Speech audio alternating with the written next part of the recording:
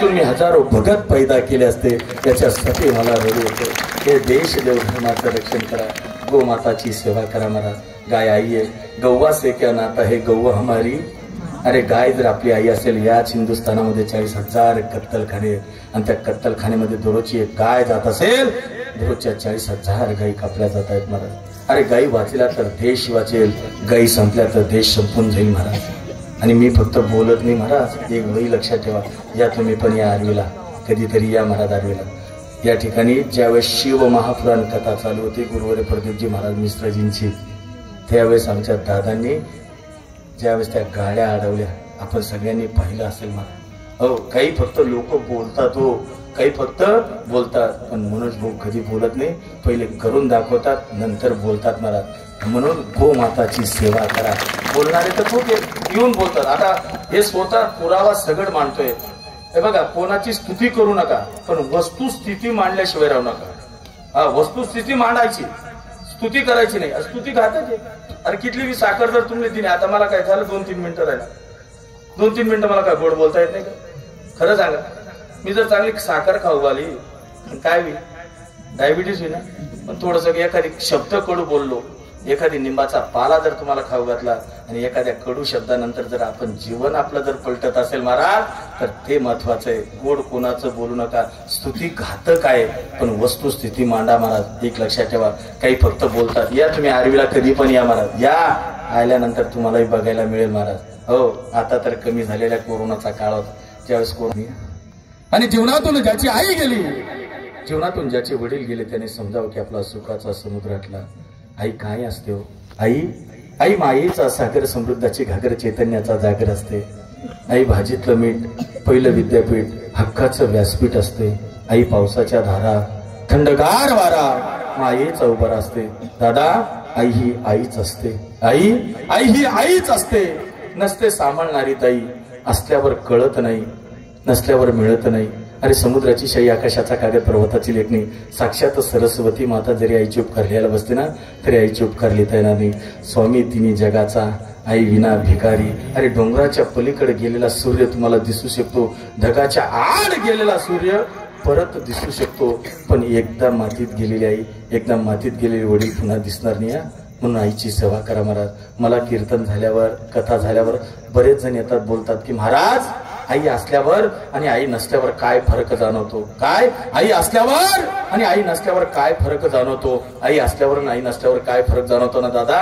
या ठिकाणी बसलेल्या प्रत्येक माऊलीला विचारा, प्रत्येक स्त्रीला विचारा, आई असल्यावर आणि आई नसल्यावर काय फरक जाणवतो? अरे येऊ द्या ना दिवाळीचा सण, येऊ द्या ना दिवाळीचा सण, दिवाळीचा सण येऊ द्या. येऊ द्या ना तुम्ही अक्षय तृतीया, येऊ द्या ना तुम्ही रक्षाबंधन, हा येऊ द्या.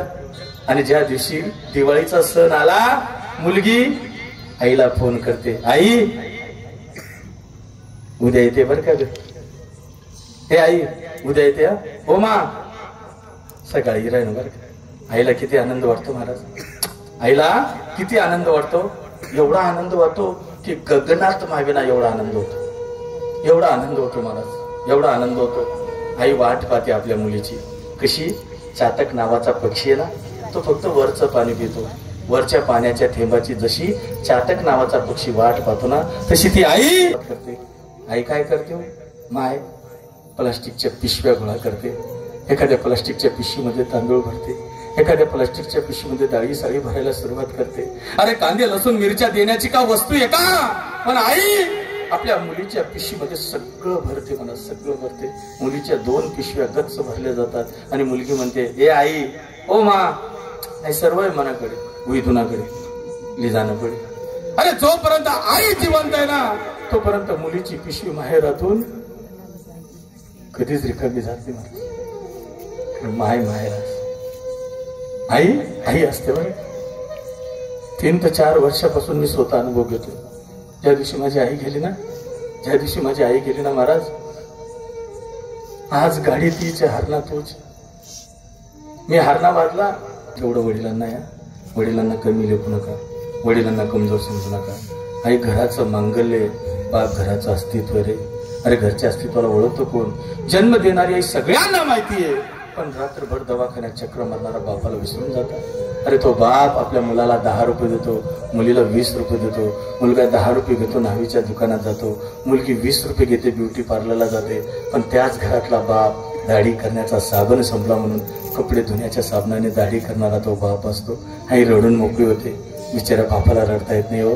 अरे छोटं संकट आलं तर आई आठवते हो, पण मोठमोठे वादळ पेलवायचे असतात ना तर बाप आठवतो. रस्त्याने चालता चालता जर पायाला ठेच लागली, आई ग हा शब्द निघतो, पण पुढे गेल्यानंतर मोठा सर्प दिसू द्या, बापरे हेच वाक्य बाहेर निघाल. आई रडून मोकळी होते. नाही रडतायत बिचारा बापाला, खरंच रडतायत नाही. माझ्या माऊली हो, लग्नाचा प्रसंग डोळ्यासमोर ठेवा. ज्या माऊलीचं लग्न झालं आणि माहेर राहून ज्यावेळेस ती सासरीला निघते, सगळ्यांना मिठी मारते, लहान बहिणीला म्हणते, लहान बहिणीला सांगते, दीदी माईकडे ध्यान ठेवजो, दादाकडे ध्यान ठेवजो, माईला काम करू लागजो, भांडा धू लागजो, कपडा धू लागजो. आपली मुलगी पतीला चांगली ठेवेल, सासू सासऱ्याला, देराला, जेठाला, नणाला, घरादाराला सुख समाधानी ठेवेल. अगं रडते कशाला?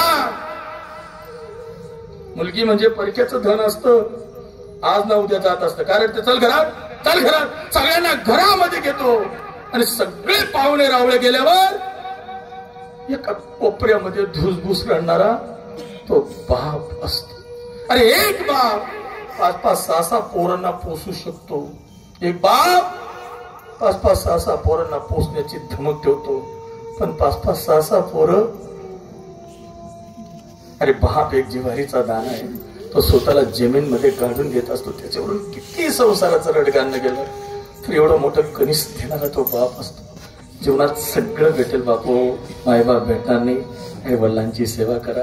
खूप आनंद वाटला मला, मनापासून आनंद वाटला. आयोजक खरोखर करावं कार्यक्रम तर असा करावा. आमच्या सनी भाऊंनी आता